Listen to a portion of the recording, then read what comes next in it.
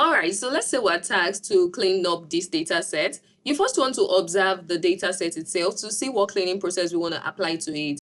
First, we're going to see from this column header that our columns are divided or are matched together by comma. So that means that we have to separate each column and have transaction ID in one column, items in another column, quantity, and on like that, instead of having everything merged together in just one column. So to do that, we're just going to select this one column that we have all our data set together in. Then you come here to the data tab. In the data tab, you're going to see text to column. So you can click on the text to column now, and then you're going to click delimiter. All right, so delimiter is when characters such as comma or tab separate each field. That's when you use delimiter. And you can see that our columns are separated by comma. If you look at it from here, you can see this is transaction ID. This is the first transaction ID divided by comma. This is the item coffee. Then after that comma, the quantity is 2, the price is 2, price per unit is 2, the total spent is 4.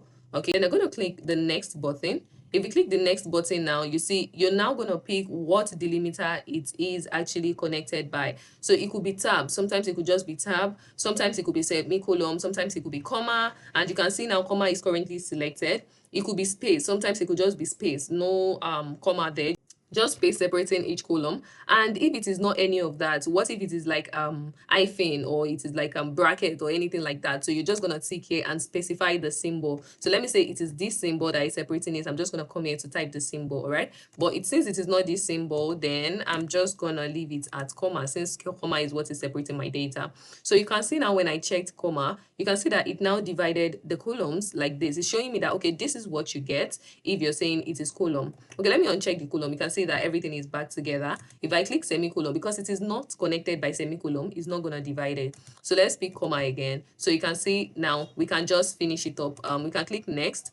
The data type, we can just leave it at general, since each of them would probably have like different data types. And then we can just finish.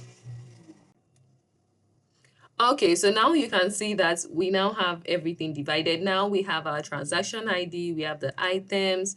Okay, so let's just adjust the width of the column. You can see we have the transaction ID separated, the item, the quantity, price per unit, total spent, payment method, location, and transaction date. Okay, but this transaction date is now formatted into, it is no longer a date format. When we had it originally, it was like a date format, but now it's no longer date format. It is still date format actually, but Excel reads its date format differently, you understand? But we can still change that, right? Let's try to change that by coming here to the home tab, and I'll just come change the data type to short date. Can you see? So it's going to change it back. Next, you want to look out for some data cleaning process that we need for this data. And if you look at this data set, you can see under items, we have some unknown items. We have some missing. In the quantity, we have error. That means we don't know the quantity. Here we have missing value and a lot of things like that. To ensure that we want to check in everywhere that we have missing value or anything like that, I'm just going to highlight this column, and then I'm going to add filter to it so I can see where I have missing values. And so I'm just going to start checking from the transaction ID. Do we have like missing value or something in the transaction ID? You can see that we don't really have missing value in this column, right? But if we check the item columns, you can see we have coffee, cookie, we have juice, salad, sandwich, smoothie, tea, we have unknown, we have blanks, and we have errors. So we just want to see what is going on in those rows where we are having unknown, blanks. Let's just see what's going on there. So I'm just going to select only that. And you can see here that we really do have, and is a lot. It's not like a small number of row. So what we are basically going to do in this kind of scenario is make sure that it's constant. So instead of unknown, error, missing value, let's change everything to unknown, since we don't know what item is recorded for that. So we're just going to, so there's consistency. So we know that, okay, for the places where we don't have the item recognized, it is tagged unknown instead of some tagged unknown, some tagged error, some with missing blank spaces. That does not make sense. So what we're going to do now is highlight this column and press Ctrl H. Remember, I'm pressing Ctrl H after I've added filter to it. So we're going to do Ctrl H. So what are we looking for? I'm going to start with blank. Anywhere there is blank, it should replace it with unknown. And remember, the unknown is written in capital letter. If you want the unknown to be in small letter, then we can first start with anywhere there is unknown in capital letter, we want it to be written as unknown like this. So after replacing all, you can see now that the unknown is now rewritten as not everything as capital letter. We're going to do the same thing for error. So we're going to type here, anywhere we have error, we want it to be unknown. So you just keep an eye on this. Replace all now. You can see that we no longer have error is now unknown. And anywhere we have blanks, so for the blanks, you just not put anything, find what, just leave it empty and replace with unknown. So if I click on this drop down now, you see that we no longer have on error, we no longer have blanks. Everything has now been replaced with unknown. That means we've successfully cleaned that column, and then I can remove the filter I added by selecting all and clicking OK. So next we want to check this quantity tab. We can see we have the same 3 categories in this quantity tab. I want to uncheck this and check this 3 to see what's going on there. Okay, so you can see that we have error, unknown, blah blah blah, dirty data. But to think of it, if you look at this price per unit and total, we can get the quantity from this total spend. And so if we divide this total spend by this price per unit, then we should be able to get the quantity. Okay, let's confirm what I just said now. So let's just select everything to say that. Okay, so you can see here that when I have quantity of 2, the price per unit was 2 and the quantity spent was 4. That's 2 times 2, 4. When I had quantity of 4, this is 3. 4 times 3 is 12. Right? So these 2, 5, that's 10. 2, 2, 4. 5 times 4, 20. 3 times 3, 9. So that confirms what I just said. Okay, so for the part where we have quantity as missing value, we want to check if we have the 2 values here. Once we have the 2 values here, then we can easily get the quantity. First things first, I think what we want to do is highlight and Control H. So I want to say anywhere we have error, I want to replace it with nothing. So it should be blank, right? So I just did that. And anywhere we have unknown as well, I want it to be blank. All right, great. So you can see now that if you check, you're going to see that it's just blanks we have, which is good for me. So while still adding the filter, all I'm going to do is I'm going to use formula. So I'm going to say equals to this, that's the total spend, divided by the price per unit to give me the quantity. Remember, the quantity times price per unit to give you the total spend. So if you divide this by this, then you're still going to get the quantity. So I'm going to say this divided by this equals to 5. All right. Okay, so let's just try to like drag this down now so it applies to every other row. Okay, so you can see some parts where we don't have the price per unit is giving us division error. That means that it cannot divide it by empty, so it's going to assume, so you can confirm if it's correct. So here the total spend is 16, the price per unit is 4, so they must have bought 4 quantity for 4, let's say $4 per unit, so 4 times 4 will be 16. You can see we still have like some value error, and we can't use this column like this to like make calculations. We're going to be getting so much error, it's going to be a lot for us. So we want to like select all back, right? We still got some error, don't worry about it, we're going to fix it now. I'm just going to insert a new cell right here, and then I want to copy this value of quantity and come back here to paste it as value.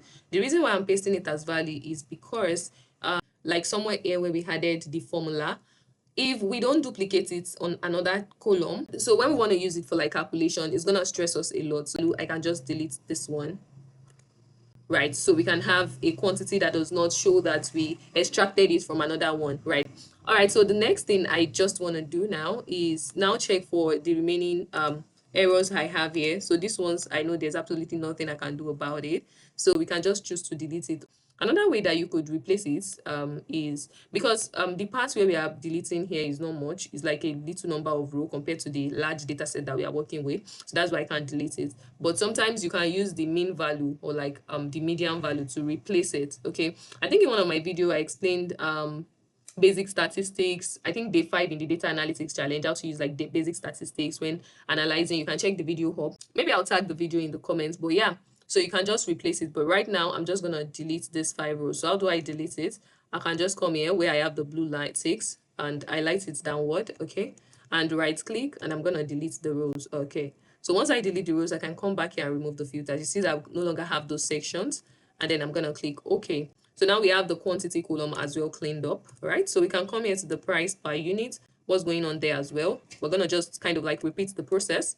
I'm just gonna select the parts where I might want to clean up and click OK. So now you can see it's more like same process, and from the total spend and quantity, since we have their values, we can actually get the price per unit. Okay, so now we got the values, okay, but you can still see that we have some value error because we don't have some value in this total spend, okay, and yeah, that's it. And anyway, we have 0 for price per unit. I don't think that makes sense, so we can easily just like remove that part from the data.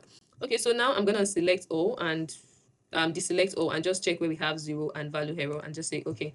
All right, so you can see in these places we have 0 and value error, and then we can just remove it basically, or you can replace with the mean or median. So let's delete that and check it now that we have a clean data set. Let's say, okay. So now the next step is to check the total spend, what's going on there, same process. Okay, so this time around, we're no longer going to use divided by, because total spend will be the quantity, the price per unit times the quantity we got. So we're going to use C4 asterisk the price, and then enter, all right? So we're going to drag it down. For this, we don't have anything like division error, so we can just check. You can see that this is cleaned up now, and then we can select all our value back and say okay. And yeah, make sure you don't forget to duplicate these values if you plan to like create like dashboard or run some analysis with it, so you don't get error. But since this tutorial is basically for data cleaning, then I'm not just going to take too much of our time to repeat that, so you can just repeat it just like we did for this quantity. All right, so now we have like the payments method column. First, you want to check what's going on there. You can see we have cash, credit card, digital wallet, error, unknown, blank. All right, so let's uncheck and see what we have here. Okay, so you can see for the payments method, absolutely, we don't know the payments method. I don't think there's anything we can replace by or any formula we can use for that, right? So the only thing we can do is just like we did for this item, and we just added unknown to the ones we don't know. So for the payments method as well, instead of having 3 categories of unknown, error, blanks, we can just make it consistent by changing error to unknown, changing unknown to like the small letter and blanks to unknown. So let's replace this one with unknown so we can move forward. So find what we are finding anywhere there's no value, and we want to replace it with unknown. Yeah, so now that we've replaced it, we're good, and now we have a consistent category. So for the location, same thing. Did they take it away or they bought it in the store? So we can see we also have those categories: error, unknown. So same process.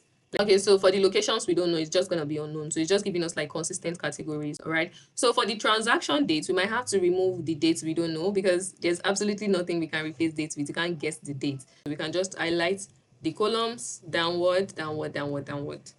All right, I guess where is the end of the data? Okay, I think here. So we're gonna highlight the data downward and right click and delete the rows where we do not have dates. Remember, I added filter before deleting, so now I can input my filter, and now I believe we are good. If you come down here, you can now see that the date is intact. For the location as well, we no longer have dirty data. For this as well, everywhere is consistent categories, and yeah, I think we did a great job. Do you think we did a great job? If you think we did a great job, you should definitely give a like to this video and subscribe if you're not already subscribed to this channel. I'll see you on the next video, right?